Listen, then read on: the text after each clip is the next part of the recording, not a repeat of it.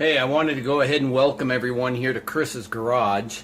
Today I'm going to go through and start a series on restoring kitchen cabinets, old kitchen cabinets, and utilizing them in your garage. So stay tuned. This is going to take several parts for me to complete, but there's an awful lot of work that's entailed with this. But I think you're going to find it very rewarding. So if you've got some old kitchen cabinets and you're looking at making them into a nice garage, I'm going to show you a little bit of what that'll be about. We're starting off. This is a typical hack job garage. It's got stuff, it's completely unorganized. Nothing here is organized correctly. But I was able to pick up some old kitchen cabinets from somebody that was going to throw them away. So what I did is I removed all the doors, got all the doors removed, and then I went ahead and washed everything down with TSP. So here's some TSP. For those of you who've never seen it before, this is TSP.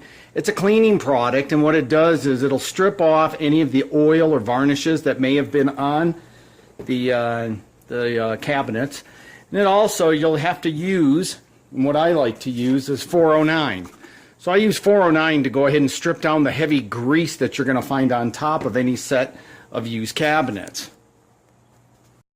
Okay, we're back again. A couple of things I want to show you real quick. This is one of the reasons why I like using a jitterbug. With the jitterbug, you've got your sandpaper on it, but what you're able to do is utilize the jitterbug to get down into this small groove that you're going to have on cabinet doors. You'll see when we do the cabinet fronts that you can do that also with them. That'll allows you. Also, you can get it with the edge here to come around and get it and eliminate almost all of the hand sanding. So it just makes it go a little bit quicker. It's real important, though, however, to get that glaze off of here. Getting that glaze off is going to allow our primer and our paint to go ahead and stick to this really, really well.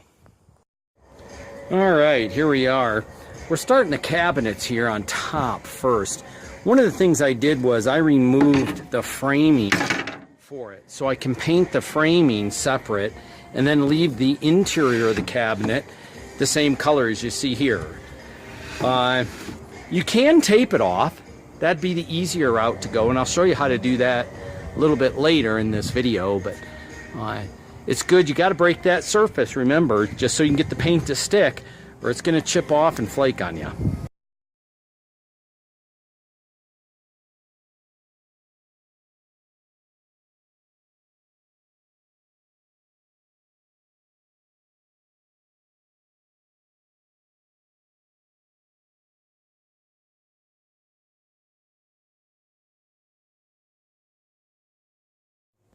So here we are back at Chris's Garage, and this is what we look like so far.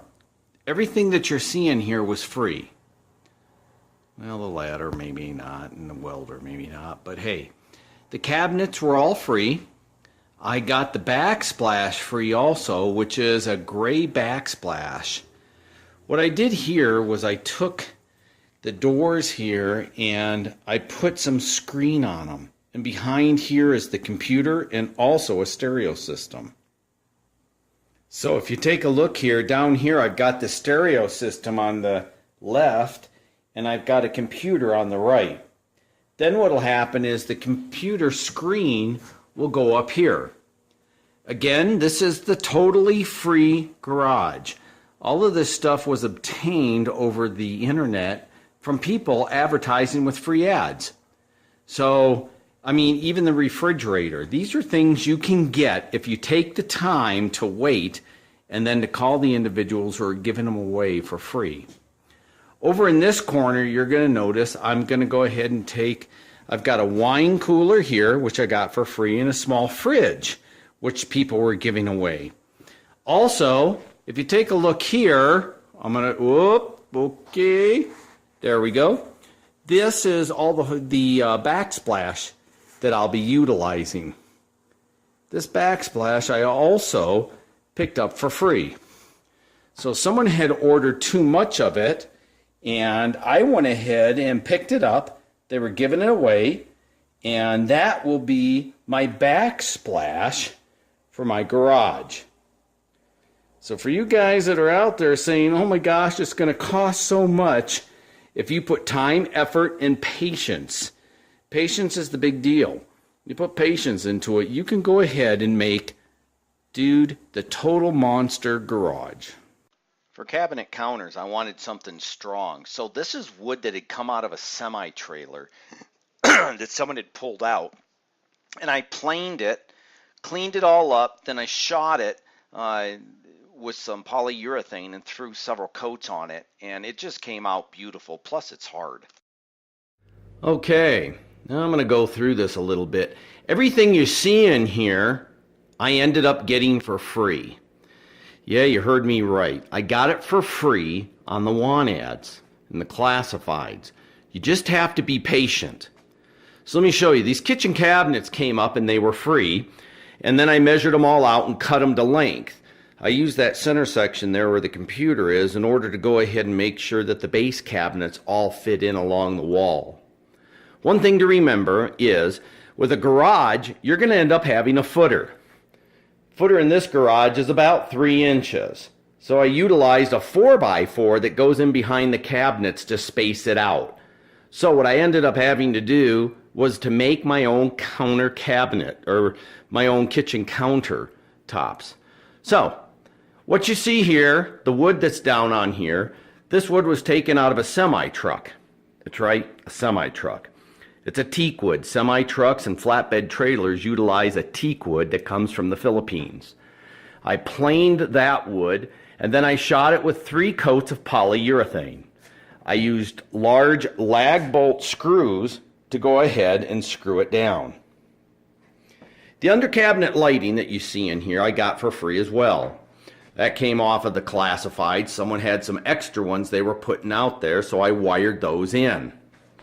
I ended up with the wine refrigerator and also the small refrigerator on the side that I ended up getting for free.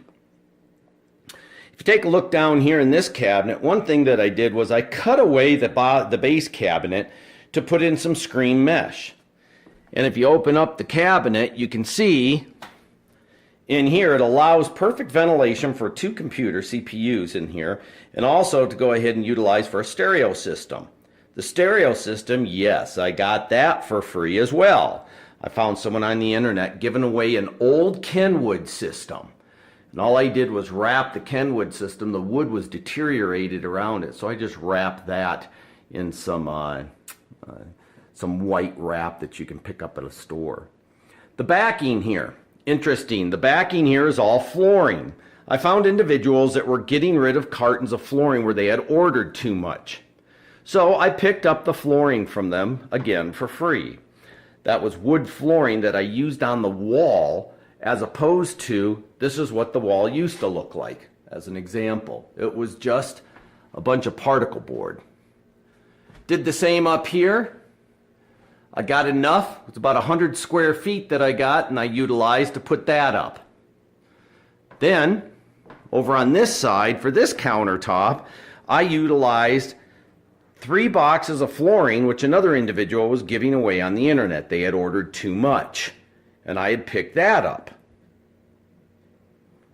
So, I was able to go ahead and take enough wood that I had from scrap in my backyard. I built just a small wood panel here for sort of like a small bar, a place where I can go ahead and keep my Jack or whatever type of whiskey I may have, or tequila or something like that, along with a wine rack. So, here's another stereo system that I picked up that was free as well. The thing about building a garage like this is you have to be patient. If you're patient, you will be able to go ahead and get the materials that you want. But it takes time. It took me almost 2 years saving and going on the internet constantly every single day to find out what someone was giving away so I could utilize it and go pick it up. The other thing is there's an awful lot of elbow grease that's going to go into refinishing the cabinets. Those were those junky little cabinets that I picked up for free that everybody thought I was crazy for taking. But I'm going to tell you, it paid off. Patience is the key. Watch the want ads, and you've got to be nimble to be able to move quickly and swiftly to pick the stuff up so that you can put your garage together. One of the other things I'm doing here for the garage is I'm replacing my fence out here, and we're putting up a vinyl fence. My neighbor and I are, and these are the fence panels here. And I'm going to use these as part of the wall in the garage. So the next scene you'll see will be the wall of the garage. Okay, so here we go. What I did was I took the slats off the fence, which were free, since I was tearing it down. Instead of burning them as firewood, I cut them to fit on the wall. And then I'll decorate that wall with some old standard mobile oil signs, gas station signs, things like that. So it blended in real well with the other stuff. Again, this was free. So it just took some patience and some time to pick this stuff up. So if you watch your want ads and stuff like that, you'll be able to find the same thing. So thanks for coming to Chris's Free Garage, and good luck on your own project.